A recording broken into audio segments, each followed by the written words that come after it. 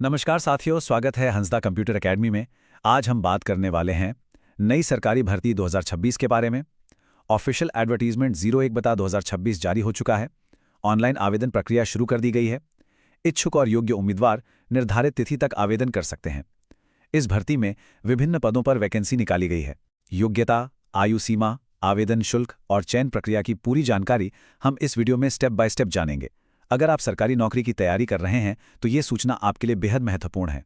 तो चलिए, बिना समय गवाए चलिए शुरू करते हैं। तो सबसे पहले जो सबसे जरूरी बात है वो है तारीखें।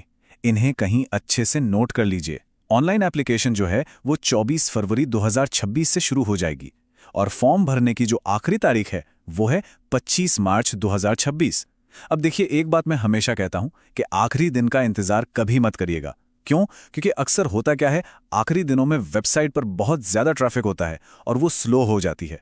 तो बेहतर यही है कि समय रहते ही अपना फॉर्म भर दें। अच्छा, तो अब हम ये देख लेते हैं कि आज हम इस पूरी भर्ती प्रक्रिया को समझने कैसे वाले हैं। हम इन 6 पॉइंट्स पर एक एक करके बिल्कुल विस्तार से बात करेंगे। भर्ती का एक ओवरव्यू लेंगे, फिर देखेंगे कि पद और वैकेंसी कितनी है, उसके बाद योग्यता और उम्र सीमा क्या है, आवेदन कैसे करना है, सिलेक्शन का तरीका और एग्जाम का पैटर्न क्या होगा, और आखिर में आरक्षण से जुड़े क्या फायदे मिलेंगे। तो चलिए पहले पॉइंट से शुरुआत करते हैं। देखिए, ये जो भर्ती है ये असल में DSSB यानी Delhi subordinate services selection board की एक कंबाइंड परीक्षा है। मतलब एक ही एग्जाम के जरिए दिल्ली सरकार और उससे जुड़े अलग अलग डिपार्टमेंट्स में ग्रुप बी और ग्रुप सी की कई पोस्ट भरी जाएंगी। ये सच में एक बहुत बड़ा मौका है, क्योंकि इसमें अलग अलग क्वालिफिकेशन वाले लोगों के लिए कुछ न कुछ है। अब आते हैं दूसरे और शायद सबसे जरूरी हिस्से पर कि भाई पोस्ट कौन कौन सी हैं और टोटल वैकेंसी आखिर हैं कितनी। चलिए इस पर जरा गौर करते हैं। तो इस पूरे रिक्रूटमेंट ड्राइव में सभी पोस्ट को मिलाकर कुल 911 वैकेंसी निकाली गई हैं। ये नंबर काफी अच्छा है और यह साफ बताता है कि दिल्ली सरकार के विभागों में बड़े पैमाने पर भर्ती होने जा रही है। तो अब जरा इन 91 पदों का ब्रेकडाउन देखते हैं। आप देखिए, इन्हें मुख्य तौर पर 4 तरह की पोस्ट में बांटा गया है। जो सबसे ज्यादा वैकेंसीज हैं वो हैं असिस्टेंट सेक्शन ऑफिसर की, पूरे 587 पद। ये एक बहुत बड़ा मौका है। इसके बाद नंबर आता है जूनियर इंजीनियर सिविल का, जिसमें 281 पद हैं। फिर असिस्टेंट इंजीनियर सिविल के 33 पद और लीगल असिस्टेंट के 10 पद हैं। तो आप देख सकते हैं अलग अलग क्वालिफिकेशन के हिसाब से यहां पर मौके दिए गए हैं। ठीक है, तो अब हम अपने तीसरे पड़ाव पर हैं।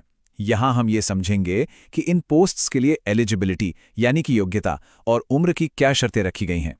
ये बहुत जरूरी सेक्शन है, तो अपनी क्वालिफिकेशन को इससे बहुत ध्यान से मैच कीजिएगा। यहां पर देखिए, हम 2 ग्रुप बी पोस्ट्स की तुलना कर रहे हैं। एक तरफ है लीगल असिस्टेंट, जिसके लिए आपके पास लॉ की डिग्री होनी चाहिए और साथ ही डिपार्टमेंट पर निर्भर करता है 1 से 3 साल का एक्सपीरियंस भी मांगा गया है। दूसरी तरफ है असिस्टेंट इंजीनियर सिविल, जिसके लिए सिर्फ सिविल इंजीनियरिंग में डिग्री चाहिए, यहां कोई एक्सपीरियंस नहीं मांगा गया है। और हां, दोनों ही पोस्ट के लिए जो अधिकतम उम्र सीमा है वो 30 साल रखी गई है। अब जरा इन 2 पदों को समझते हैं। जूनियर इंजीनियर सिविल के लिए आपके पास या तो सिविल इंजीनियरिंग में डिग्री होनी चाहिए या फिर 3 साल का डिप्लोमा। अगर आपके पास डिप्लोमा है तो ध्यान रहे, आपको 2 साल का एक्सपीरियंस भी दिखाना होगा। इसके लिए उम्र सीमा 18 से 32 साल है। अब दूसरी तरफ देखिए, असिस्टेंट सेक्शन ऑफिसर की पोस्ट है, जिसके लिए सिर्फ ग्रेजुएशन की डिग्री चाहिए किसी भी सब्जेक्ट में और कोई एक्सपीरियंस भी नहीं चाहिए। ये उन सभी ग्रेजुएट्स के लिए एक जबरदस्त मौका है जिनका कोई टेक्निकल बैकग्राउंड नहीं है। आपको बता दूं, असिस्टेंट सेक्शन ऑफिसर यानी ASO दिल्ली सरकार के सचिवालय में एक बहुत ही अच्छी पोस्ट मानी जाती है, जहां से करियर ग्रोथ के बहुत अच्छे रास्ते खुलते हैं।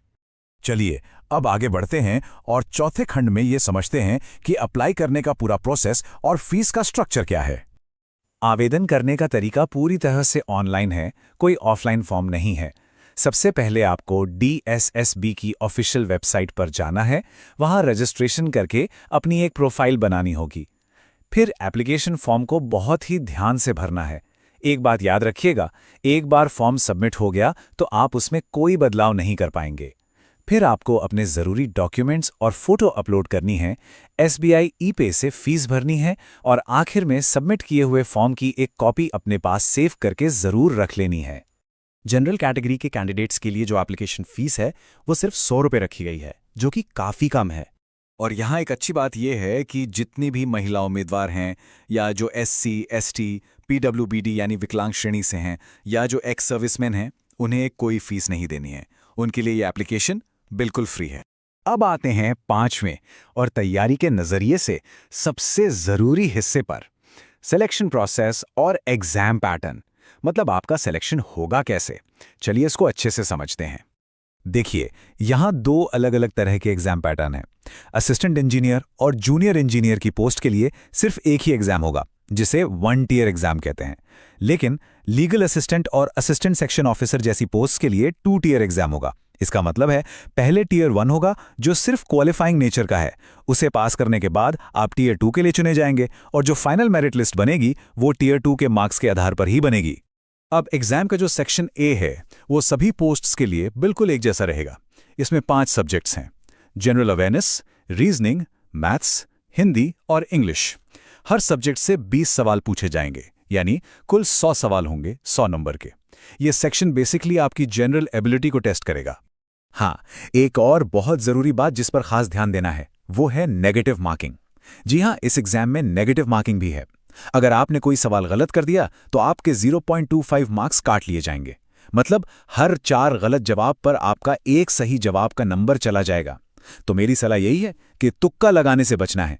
जिस सवाल का जवाब आपको 100% पता हो, सिर्फ उसी को अटेम्प्ट करें। और अब हम पहुंच गए हैं अपने आखिरी यानी छठे खंड पर। इसमें हम बात करेंगे रिजर्वेशन और उम्र में मिलने वाली छूट के बारे में। जो रिजर्व्ड कैटेगरी के कैंडिडेट्स हैं, उन्हें ऊपरी उम्र सीमा में छूट दी जाएगी। जैसा कि आप देख सकते हैं, SC/ST कैंडिडेट्स को 5 साल की, OBC को 3 साल की और जनरल कैटेगरी के दिव्यांग उम्मीदवारों को 10 साल की छूट मिलेगी। और अगर कोई उम्मीदवार दिव्यांग भी है और साथ में SC/ST या OBC कैटेगरी से भी है तो उसे और ज़्यादा छूट का लाभ मिलेगा। कुछ और स्पेशल कैटेगरीज के लिए भी उम्र में छूट का नियम है। जैसे जो एक्स सर्विसमैन हैं, उन्हें उनकी मिलिट्री सर्विस के समय के अलावा 3 साल की एक्स्ट्रा छूट मिलेगी। इसी तरह जो लोग पहले से ही किसी सरकारी विभाग में काम कर रहे हैं, उन्हें ग्रुप बी की पोस्ट के लिए 5 साल तक की छूट मिल सकती है। और ग्रुप सी पोस्ट के लिए विधवा या तलाकशुदा महिलाओं के लिए भी खास प्रावधान किए गए हैं। इस एक लाइन को बहुत अच्छे से समझ लीजिए। आपकी सारी एलिजिबिलिटी, चाहे वो आपकी एजुकेशन हो, एक्सपीरियंस हो या आपकी उम्र, ये सब कुछ फॉर्म भरने की आखिरी तारीख यानी 25 मार्च 2026 को या उससे पहले पूरी होनी चाहिए। अगर आपकी डिग्री का रिजल्ट या कोई सर्टिफिकेट इस तारीख के बाद आता है तो आपको योग्य नहीं माना जाएगा। तो लीजिए, इस भर्ती से जुड़ी हर एक जरूरी जानकारी को हमने बहुत गहराई से समझ लिया है। अब सवाल बस एक ही है कि क्या आप इस बेहतरीन मौके का फायदा उठाकर पब्लिक सर्विस में अपने करियर की तरफ अगला कदम बढ़ाने के लिए तैयार हैं? तो दोस्तों, अगर आपको ये जानकारी उपयोगी लगी हो तो अपने दोस्तों के साथ जरूर शेयर करें और ऐसे ही सरकारी नौकरी की अपडेट पाने के लिए जुड़े रहिए। धन्यवाद।